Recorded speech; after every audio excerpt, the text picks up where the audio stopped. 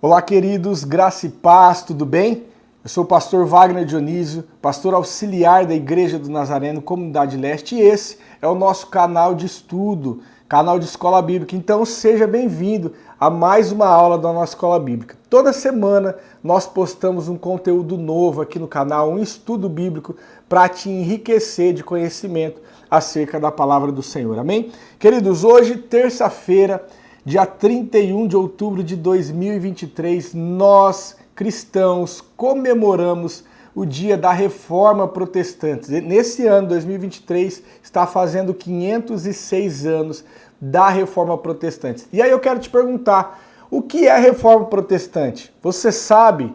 Coloca aí nos comentários, eu sei ou eu não sei, eu quero aprender. Nós vamos falar hoje sobre esse assunto, um assunto que é muito interessante para o seu conhecimento. Talvez, eu ouvi essa semana a frase do pastor que ele falou, talvez esse conhecimento não mude a sua vida, mas talvez o seu conhecimento mude a vida de outra pessoa, tá? Porque aí você vai saber explicar, vai saber dar uma resposta. Então olha só que legal.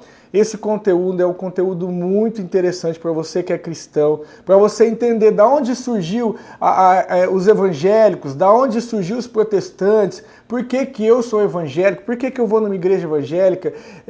Se alguém me perguntar qual que é a minha raiz, você precisa saber explicar, tá bom? Então é sobre isso que nós vamos falar hoje, um tema muito gostoso de falar, bem interessante. Eu quero correr um pouco para que essa aula fique com um tempo aí de 30, 35 minutos. O conteúdo é muito grande, então eu quero que você acompanhe comigo. Então vamos lá, vamos começar falando da aula. Primeiro, eu quero fazer uma oração. Feche seus olhos aonde você estiver.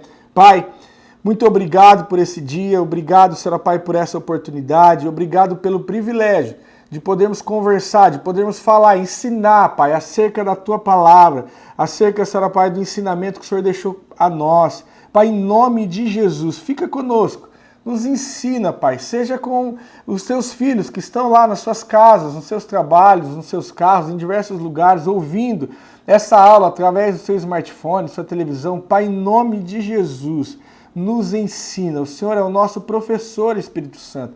Ninguém é melhor do que o Senhor para nos convencer e também para nos ensinar. Faça isso nesse dia em nome de Jesus. Amém. Amém, queridos? Vamos lá, sem muita demora, senão nós não vamos conseguir passar o conteúdo todo. Então, primeiro eu quero começar com essa pergunta. O que foi a Reforma Protestante? O que é, então, essa reforma que nós ouvimos falar, que as igrejas falam, que os cristãos falam? O que é essa reforma? Então, a Reforma Protestante foi um movimento que aconteceu na Europa no século XVI. Esse movimento reformista provocou a separação, a divisão das pessoas que estavam reunidas apenas na Igreja Católica para outras igrejas, também cristãs, mas que não se submetiam mais aos dogmas da Igreja Católica e também às ordens do Papa, tá? Então, isso foi a Reforma Protestante, nós vamos ver mais alguns pontos, lógico, vamos entender isso, mas a Reforma Protestante foi essa separação, essa divisão de um grupo de reformadores, um grupo de pessoas, foram várias pessoas, mas especificamente na pessoa de Martinho Lutero, quem nós vamos falar aqui hoje, decidiu então olhar para algumas práticas da Igreja Católica, para a igreja que dominava naquela época e falar, não, tá ao contrário da Bíblia.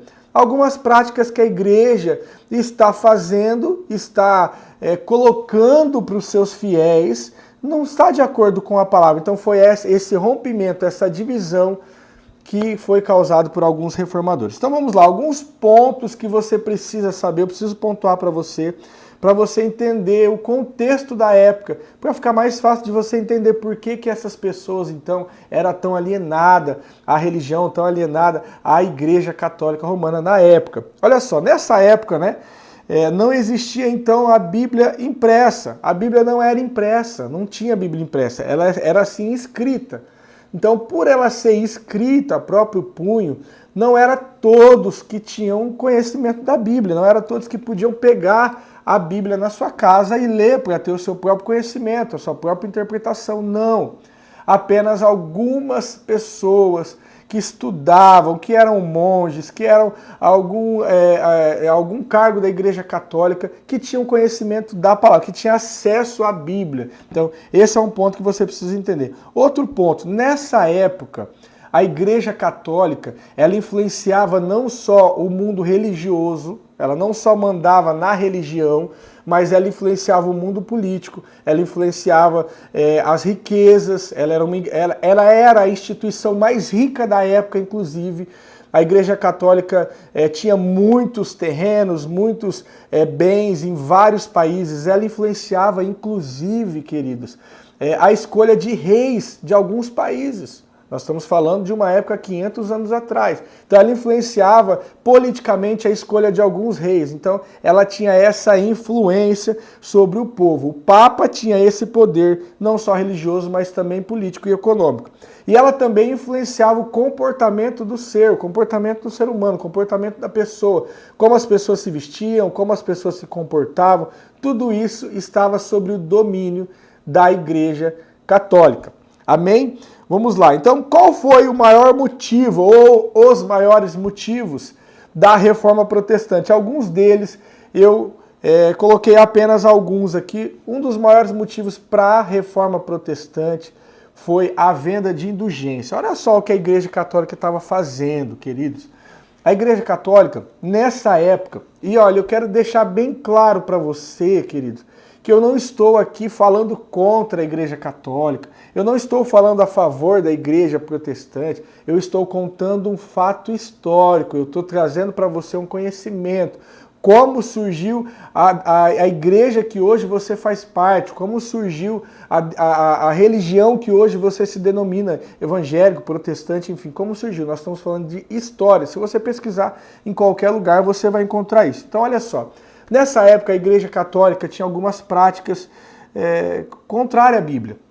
E uma das práticas era a venda de indulgência. Olha só para mim um pouquinho para trás. Naquela época, o Papa que estava era o Papa Leão X.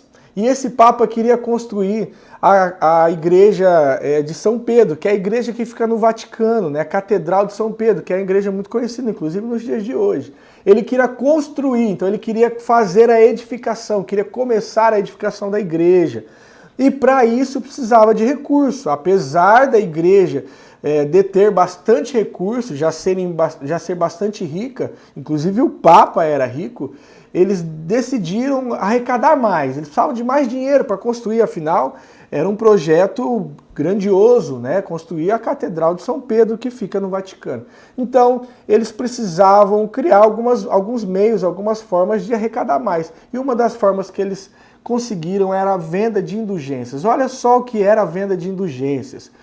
A pessoa morria, e aí então a igreja, né, na pessoa dos seus responsáveis, falava para os seus familiares que se eles não tivessem a certeza de que aquela pessoa foi para o céu, havia uma chance daquela pessoa ir para o céu. Então olha só, você faz uma doação para a igreja, você faz uma oferta para a igreja, e tinha valor estipulado, não era uma oferta qualquer.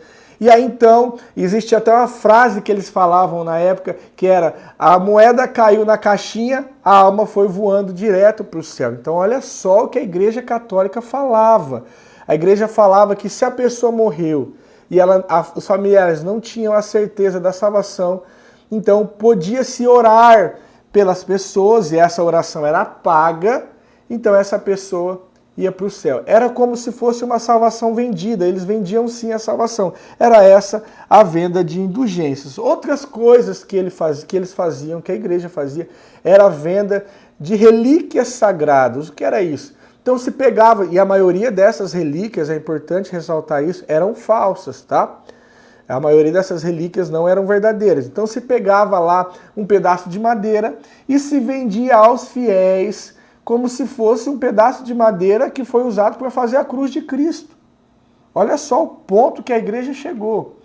E aí então se vendia também um pedacinho de osso, dizendo que aquele osso era um pedaço de osso da Virgem Maria. Se vendia, por exemplo, lenços, dizendo que aqueles lenços tinham sido usados pelos apóstolos para enxugar suas lágrimas, enfim. Então, essa também era uma prática, a venda das relíquias sagradas. Então, observa que havia uma inversão de valor, uma deturpação da palavra de Deus muito grande. Tá? Então, um monge da Igreja Católica, ele era monge da Igreja Católica alemão, Martinho Lutero. Então, ele vendo tudo que a igreja estava praticando, tendo conhecimento da palavra, ele vai... ele se levanta contrário àquelas coisas, aquelas práticas da igreja. Então ele se levanta contrário àquilo. É importante você entender, querido, que antes de Martinho Lutero, alguns reformadores já tentaram fazer isso. Eles até têm seus nomes conhecidos, como por exemplo John Huss, como por exemplo John Wycliffe, que foi também conhecido, tentaram fazer, mas não conseguiram. Eles foram sim pré-reformadores. Martinho Lutero acabou juntando a força que eles já tinham dado naquela época, mas foi Martinho Lutero o grande responsável por isso, além de outros homens que depois nós vamos falar dele. Então olha só, Martinho Lutero, ele escreve 95 teses, 95 argumentos contra aquelas práticas da Igreja Católica. E aí então, no dia 31 de outubro de 1517, ele pega essas 95 teses escritas por ele, vai lá na igreja do castelo de Wittenberg, na Alemanha, e coloca lá essas teses, coloca na porta da igreja essas teses e começa a mostrar para as pessoas, então, as práticas da igreja contrária àquilo que a palavra de Deus dizia.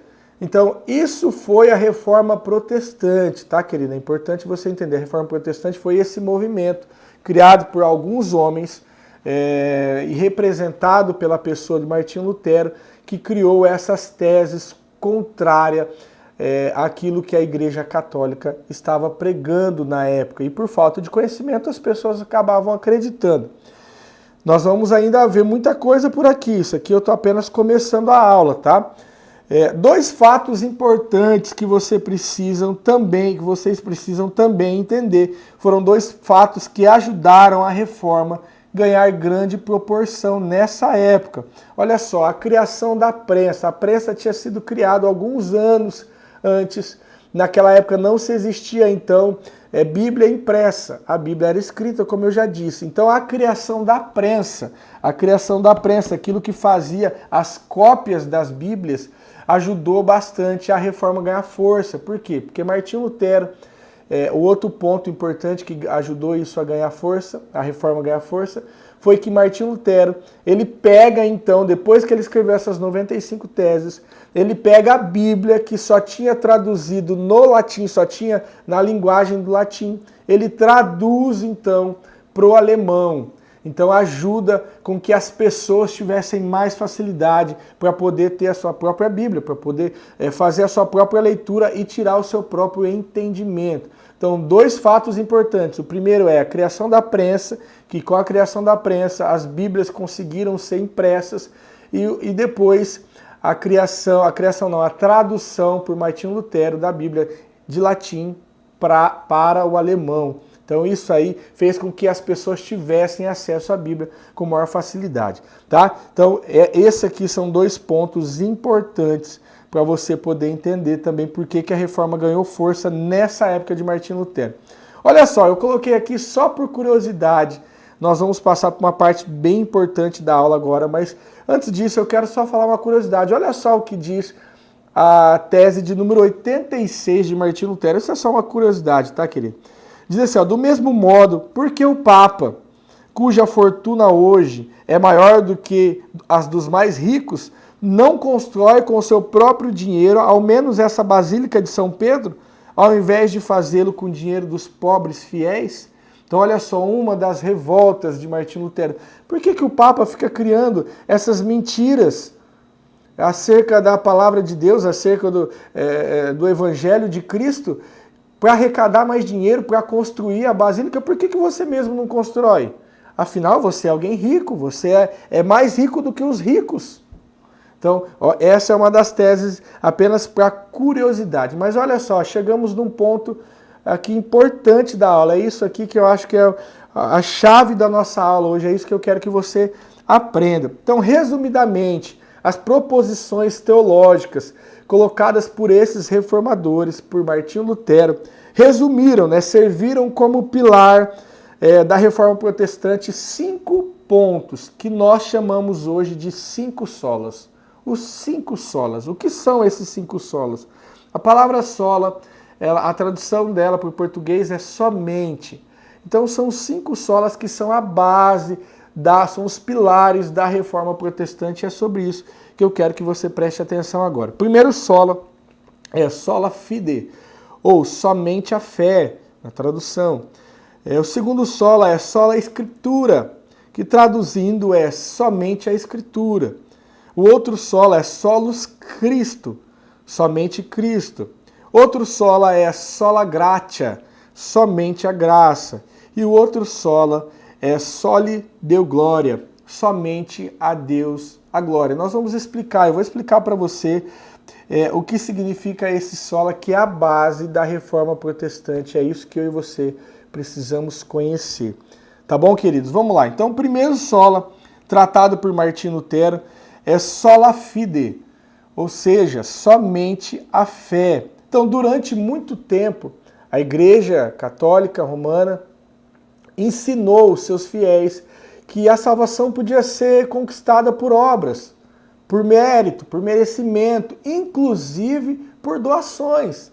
Então a salvação podia ser alcançada através da sua doação, através da doação financeira dos seus familiares. Então durante muitos anos a igreja ensinou isso. E aí então Lutero, ele se levanta, ele se posiciona ao contrário e diz que as escrituras mostram totalmente ao contrário disso.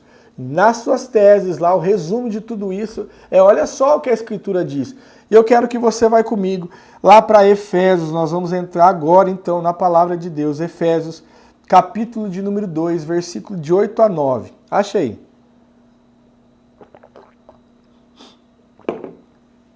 Efésios, capítulo de número 2, versículo de 8 a 9. Eu estou correndo um pouco, senão nós não vamos conseguir cumprir com o tempo da aula.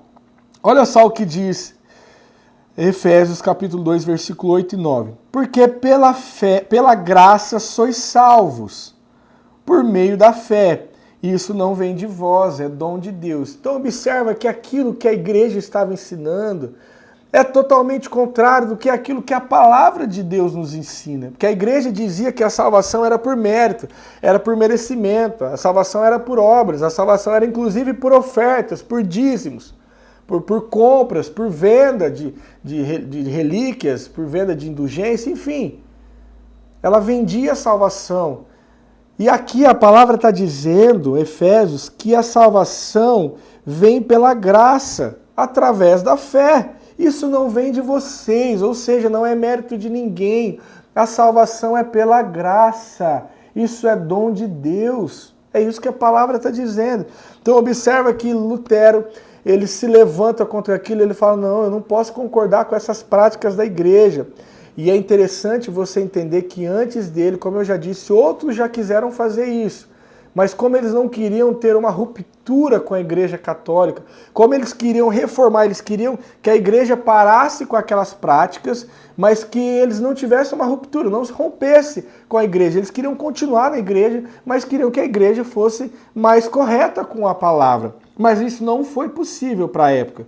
Então, Martinho Lutero, ele precisa vir e fazer essas 95 teses, e aí então a Igreja Católica passou algum tempo, chamou ele e falou, olha, nós vamos te dar uma oportunidade.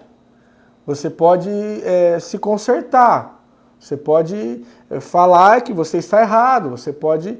Tem uma forma de você se consertar, mas Martinho Lutero fala, se vocês me provarem que eu estou errado segundo a Bíblia, eu me retrato. Do contrário, não. Então observa que houve então um rompimento de Martinho Lutero, que era um monge, com a Igreja Católica. Olha só o outro sola, né? Outro sola que nós conhecemos aí como 5 sola, que é sola escritura, ou seja, somente a escritura. Observa que esse é importante, esse ponto é importantíssimo para mim e para você.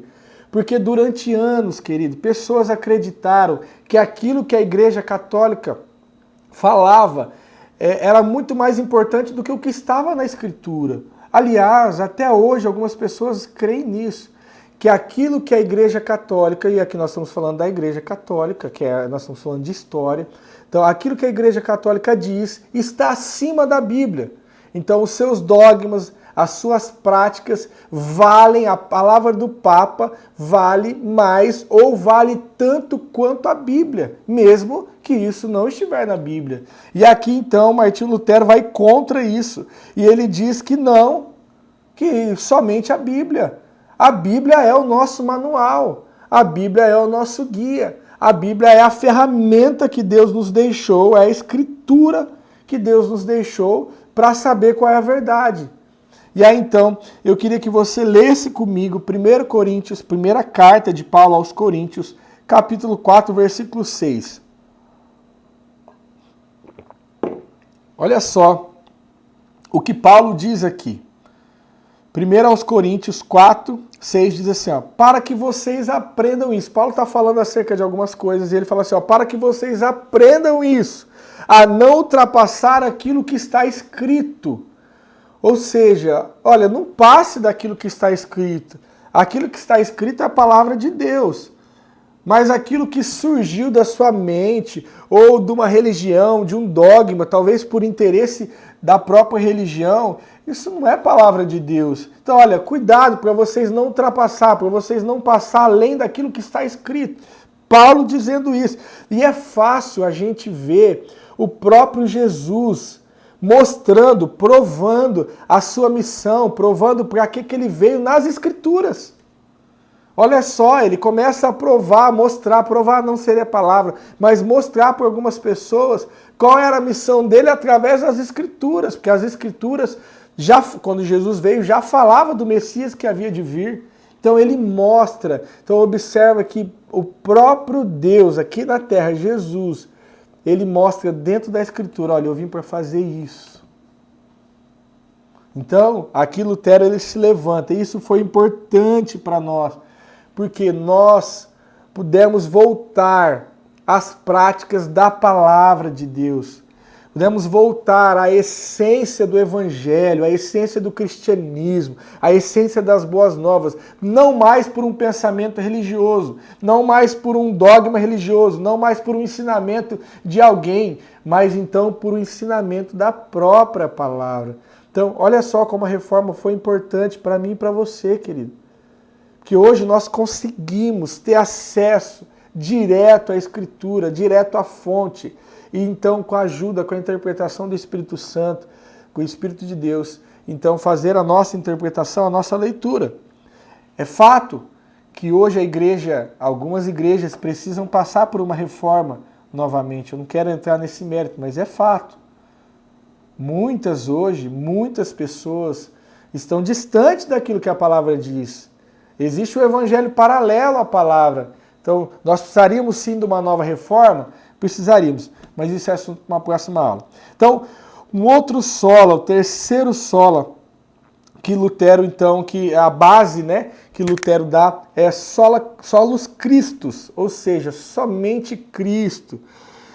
A Igreja Católica, então, ela tinha colocado naquela época vários mediadores entre Deus e o homem, inclusive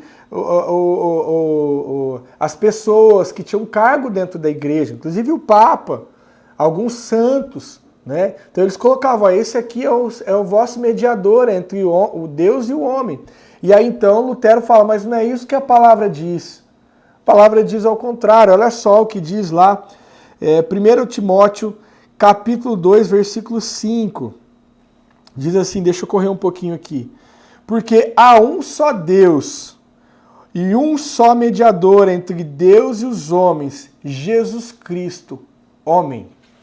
Então, olha só, eles entendiam, esses reformadores entendiam que qualquer pessoa que tivesse algum cargo na igreja, qualquer pessoa que eles foram canonizado, enfim, que a Igreja Católica canonizou, qualquer pessoa que eles chamavam de intermediador não era intermediador segundo a palavra, porque a palavra é muito clara. João 14 também diz, o próprio Jesus falando, eu sou o caminho, a verdade e a vida. Ninguém vai alcançar a salvação, ninguém vai ao Pai, senão por mim. Eu sou o único caminho. Eu não sou um dos caminhos, eu sou o único caminho. E aí Paulo vai deixar claro na primeira carta a Timóteo, capítulo 2, versículo 5, que ele diz: porque há só um mediador entre Deus e o homem, Jesus Cristo, homem. Então só há um mediador, não há outro mediador. E aqui a palavra é muito clara. O quarto sola, então, que fica aí como resumo dessas teses, está lá, que é sola gratia, somente a graça. E aí nós vamos voltar para aquele texto que nós lemos lá no começo, de Efésios 2, capítulo 2, versículo 8 e 9, que diz: porque pela graça sois salvos, por meio da fé. Isso não vem de vós, é dom de Deus. Ou seja, somente a graça pode te salvar, querido. Somente o favor não merecido. Somente o favor que eu e você não merecemos. A salvação, ela não vem de nós. Ela não é pelo tanto que eu trabalho na igreja. Ela não é pelo tanto que eu faço, pela quantidade de caridade que eu faço, ela não é pela quantidade de dízimo que eu dou, pela quantidade de oferta que eu dou. Não. Se alguém está te falando isso, querido, não é o que a palavra diz. A salvação é pela graça. O caminho é a fé, mas a salvação é pela graça, pelo favor que nós não merecemos. E aí, então, Paulo aqui vai completar: isso não vem de vocês, é dom de Deus. O sacrifício de Jesus naquela cruz é o pagamento pela nossa salvação. Não existe nada que eu e você compramos, ou pagamos, ou ofertamos, não há nada que vai interferir na nossa salvação. Não há obra que eu possa fazer, porque ela é pela graça. É lógico que depois Tiago vai falar muito bem sobre isso, que a salvação ela é pela graça, não é por obras, mas ela é para as obras, ou seja, eu sou salvo não pelas minhas obras, mas eu sou salvo para as boas obras. Isso aqui também é motivo de outra aula. Mas esse é o quarto solo. O quinto solo, que também é o resumo, né? É o soli deu glória, ou seja, somente a Deus a glória. Nesta época, e hoje também algumas pessoas ainda fazem isso, as pessoas davam glória, ou dão até hoje, glória...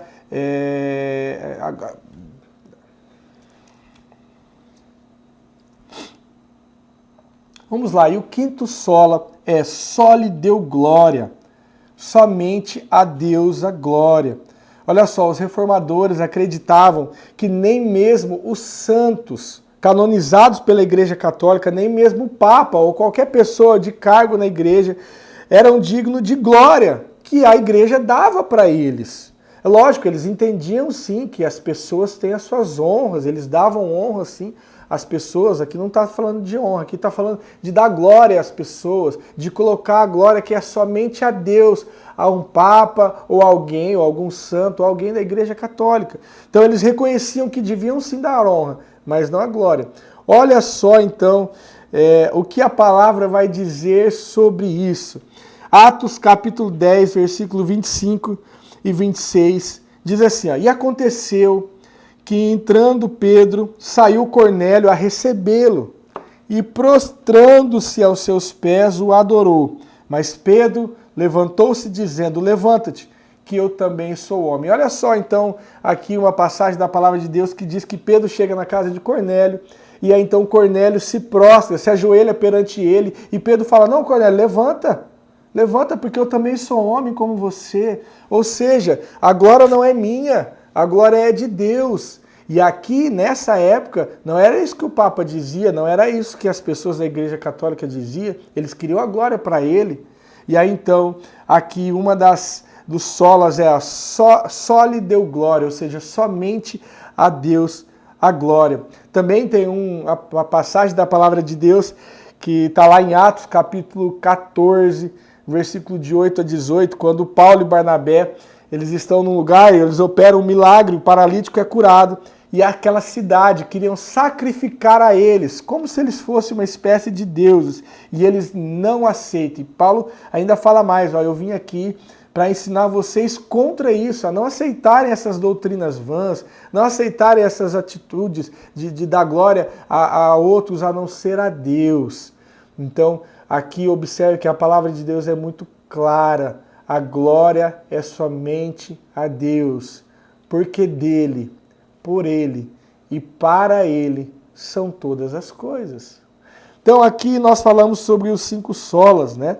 Desses reformadores aí, mais específico na pessoa de Martinho Lutero, mas alguns nomes que surgiram antes, eu já falei, John Wycliffe, John Huss, depois, né, aí de Lutero, também teve Calvino, que também foi importante para a reforma ganhar proporção, teve John Knox, que também foi importante para a reforma ganhar aí uma proporção, então foram vários homens, mas aqui nós estamos tratando mais específico de Lutero. Queridos, então observa como foi importante essa reforma para nós cristãos, porque as pessoas naquela época estavam aprendendo aquilo que lhe eram ensinado, por não ter contato com a palavra, por não conseguirem fazer a sua própria leitura e tirar as suas próprias conclusões, eles eram ensinados de forma errônea.